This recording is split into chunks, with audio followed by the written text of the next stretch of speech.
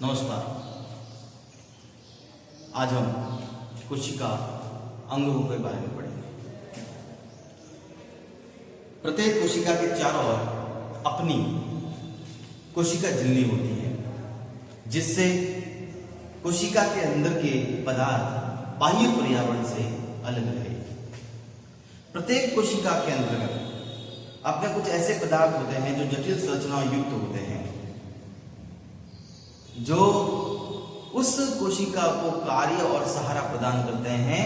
ऐसे कुछ अंग होते हैं जिनको उपापचय क्रियाएं करनी होती हैं, और उस उपापचय क्रियाओं में विशेषकर बहुकोशिकीय जीवों में ये प्रक्रियाएं होती हैं।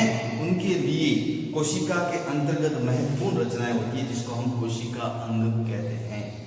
ये कोशिका अंग उस कोशिका के लिए महत्वपूर्ण होते हैं जिस कोशिका के अंदर वो पाए जाते हैं, क्योंकि विभिन्न प्रकार की उपापचय क्रिया, जटिल कार्य जिसके द्वारा उस कोशिका को सहारा प्रदान होगा, उनके लिए यह पूर्ण रूप से कार्य करते हैं।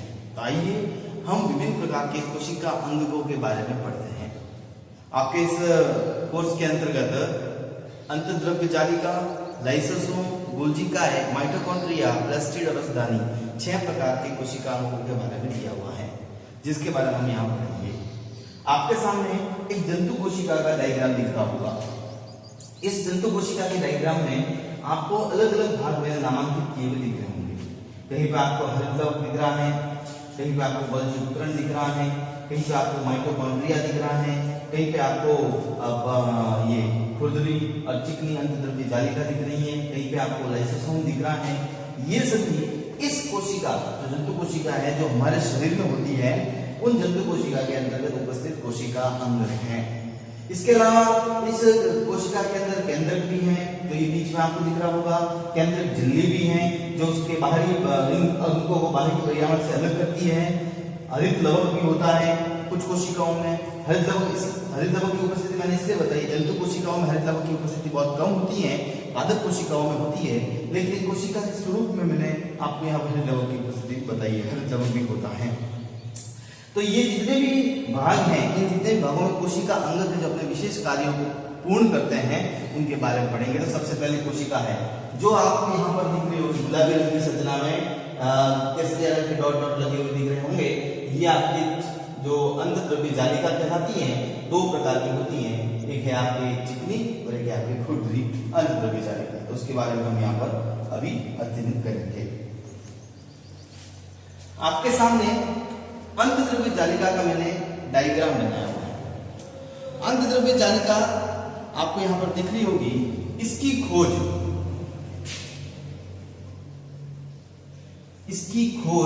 और नामकरण वैज्ञानिक पोर्टर ने की है। किसने की थी? पोर्टर ने। वैज्ञानिक इसकी खोज पोर्टर ने की थी। इसको इंग्लिश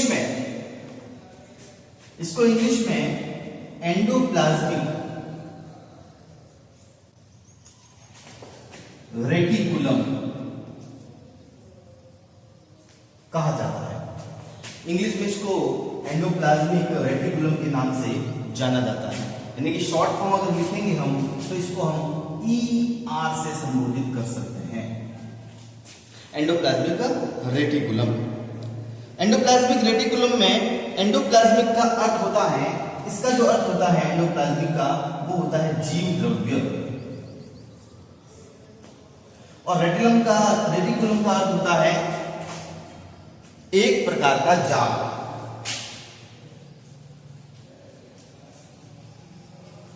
या फिर इसको बोल सकते हैं जालिका। एक प्रकार का जाल या जालिका बोला जा सकता है। अतः कोशिका के अंतर्गत स्थित ऐसा भाग जो जीव द्रव्य में एक जालिका का निर्माण करता है, यानी कि जालिका रूपी संरचना का निर्माण करता है, उस जालिका रूपी संरचना के भाग को अंतर्द्रव्य जालिका कहा जाता है। 2 प्रकार की होती हैं।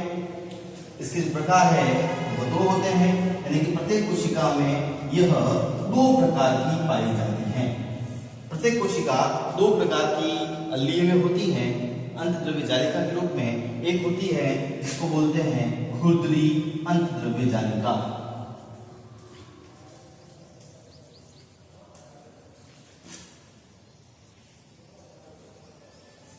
और दूसरी होती है जिसको बोलते हैं चिकनी अंतद्रव्य जालिका। ये दो प्रकार की जो है वो पाई जाती है प्रत्येक कोशिका के अंतर्गत। लंबी नलिका और गोल या आयताकार थैले की तरह ये दिखती है। खुरदरी अंतद्रव्य जालिका पर राइबोसोम पाए जाते हैं, यानी कि नलिका युक्त या आयताकार आकार के अंदर थैले युक्त यह संरचना दिखाई देती है जो दो भागों में बटी होती है। खुरदरी और चिकनी अंतद्रव्य जालिका के रूप में ये बटी हुई होती है। खुरदरी अंतद्रव्य जालिका होती है, उसके ऊपर राइबोसोम लगे हुए होते हैं। ये चित्र आपको दिख रहा होगा। इसमें ये जो भाग है, ये यहां से मैं बॉक्स बना रहा हूं, ये जो भाग है ये चिकनी अंतद्रव्य जालिका का है, यानी कि चिकनी अंतद्रव्य जालिका लंबी और गोलाकार रूप में पाई जाती है। एक थैले के रूप में है, आपको देख सकते हैं, लंबी गोलाकार रूप में है। इसके ऊपर किसी प्रकार की अन्य संरचना नहीं होती। यह ऊपर से इसकी जो झिल्ली है वो चिकना लिए हुए होती है, तो चिकनी अंतद्रव्य जालिका कही जाती है। लेकिन ये जो भाग आपको दिख रहा है, इसमें आपको ये बॉक्सेस दिख रहे होंगे, ये आयताकार रूप में बॉक्सेस हैं। ये आयताकार रूप में भाग में पाया जाने वाला भाग है, ये खुरदरी अंतद्रव्य जालिका कही जाती है।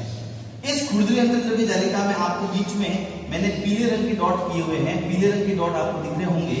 ये पीले रंग के जो डॉट है, ये पीले रंग के डॉट राइबोसोम है। राइबोसोम एक प्रकार का प्रोटीन होता है जो उस कोशिका के लिए आवश्यक रूप में कार्य करता है। तो ये राइबोसोम है, वह इसके ऊपर पाया जाता है, जिसके कारण इसको खुरदरी अंतद्रव्य जालिका कहा जाता है। क्योंकि खुरदरी अंतद्रव्य जालिका प्रोटीन को आवश्यकता अनुसार अगले भागों में भेजने का काम करती है, जो इसके ऊपर राइबोसोम के रूप में लगे हुए रहते हैं। इसलिए यह खुरदरे रूप में, यानी कि एक प्रकार से कहें तो उसकी जो भाग है जिस पर छोटे छोटे बिंदुवत उभार लिए हुए हैं, वो उसको खुरदरापन है वो प्रदान करते हैं। आगे है चिकनी अंतद्रव्य जालिका है, वो वसा और लिपिड अणुओं को बनाने में मदद करती है। जो चिकनी अंतद्रव्य जालिका कौन के रूप में थी, वो चिकनी अंतद्रव्य जालिका वसा और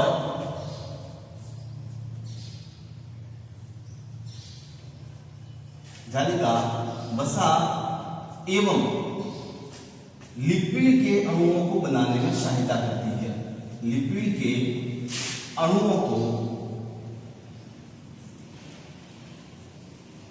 बनाने में सहायता करती है, यानी कि प्रोटीन संश्लेषण के साथ साथ अंतद्रव्य जालिका वसा और लिपिड अणुओं को बनाने के लिए भी अपनी महत्वपूर्ण भूमिका निभाती है। इसमें कुछ प्रोटीन व वसा कोशिका झिल्ली को बनाने में सहायता करते हैं, यानी कि कुछ प्रोटीन होते हैं वसा और कोशिका झिल्ली के निर्माण के लिए भी कार्य करते हैं। कोशिका झिल्ली यहाँ पर तंतु कोशिका में बाहरी भाग के अंतर्गत जो है वह प्लाज्मा झिल्ली दिख रही होगी। उसके ऊपर कोशिका भित्ति जो है एक सेकंड भाग के रूप में दिखती है, जो पादप कोशिकाओं के ऊपर होती है।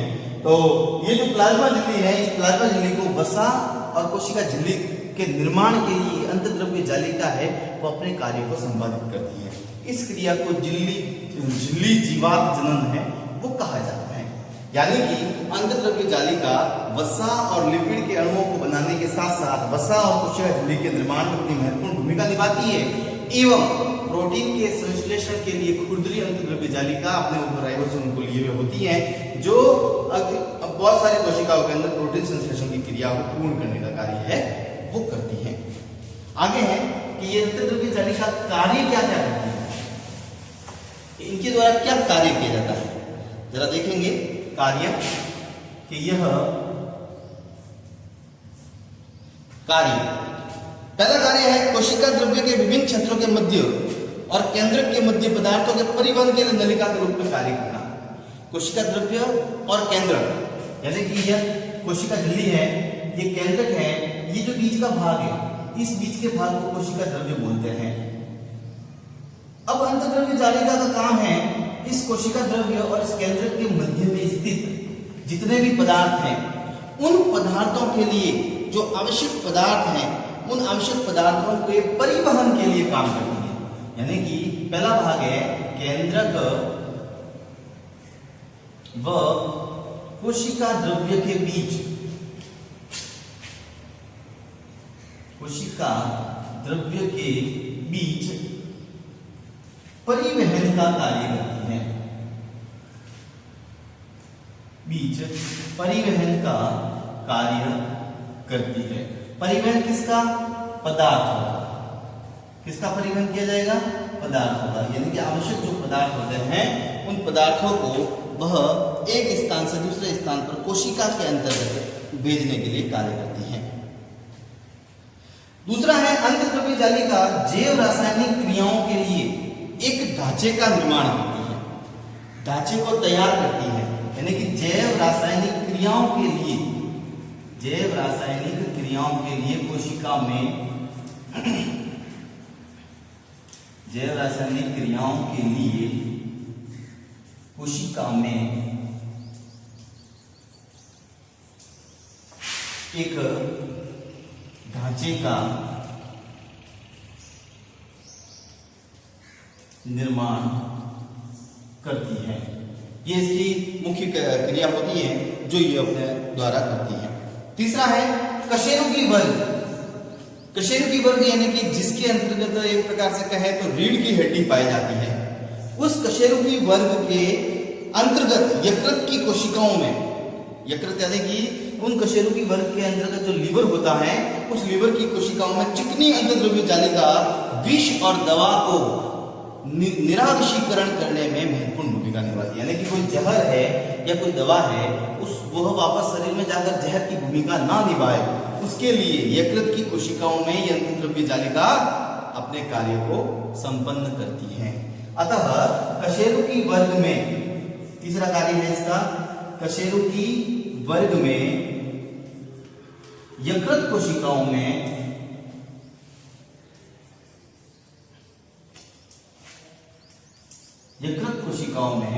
विष व दवा का निराविषीकरण करने का कार्य करती हैं। यानी कि किसी प्रकार का कोई भी यह साइड इफेक्ट ना दे, निराविषीकरण करने का कार्य करती है। ये तीन कार्य हैं वो अंतःद्रव्य जालिका के द्वारा किए जाते हैं। ये हमारे शरीर में बहुत महत्वपूर्ण भूमिका निभाती है। प्रत्येक कोशिका के लिए यह जरूरी होती है क्योंकि इसके अंतर्गत बहुत सारी क्रियाएं जो परिवहन से संबंधित हैं वो संपन्न होती हैं। अतः अंतःद्रव्य जालिका हमारे शरीर की प्रत्येक कोशिकाओं में दो भागों के रूप में पाई जाती है।